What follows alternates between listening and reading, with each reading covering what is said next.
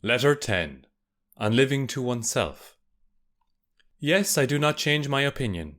Avoid the many, avoid the few, avoid even the individual. I know of no one with whom I should be willing to have you shared.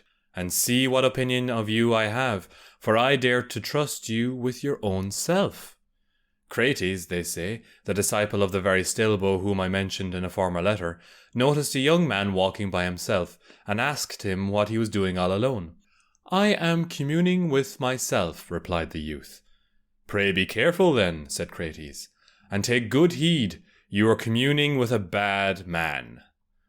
When persons are in mourning or fearful about something, we are accustomed to watch them that we may prevent them from making a wrong use of their loneliness. No thoughtless person ought to be left alone.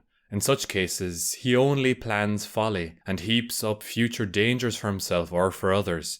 He brings into play his base desires.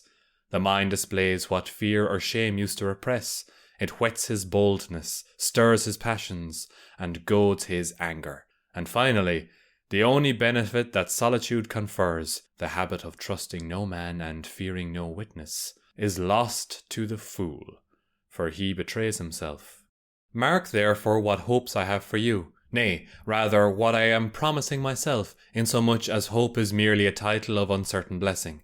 I do not know any person with whom I should prefer you to associate rather than yourself. I remember in what a great-souled way you hurled forth certain phrases, and how full of strength they were.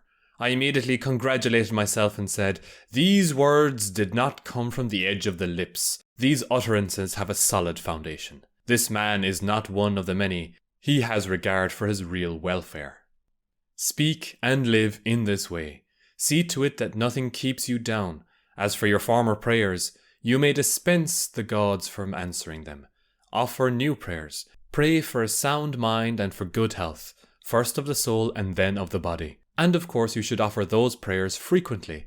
Call boldly upon God. You will not be asking him for that which belongs to another. But I must, as is my custom, send a little gift along with this letter. It is a true saying which I have found in Athenodorus. "Know that thou art freed from all desires when thou hast reached such a point that thou prayest to God for nothing except what thou can pray for openly." But how foolish men are now!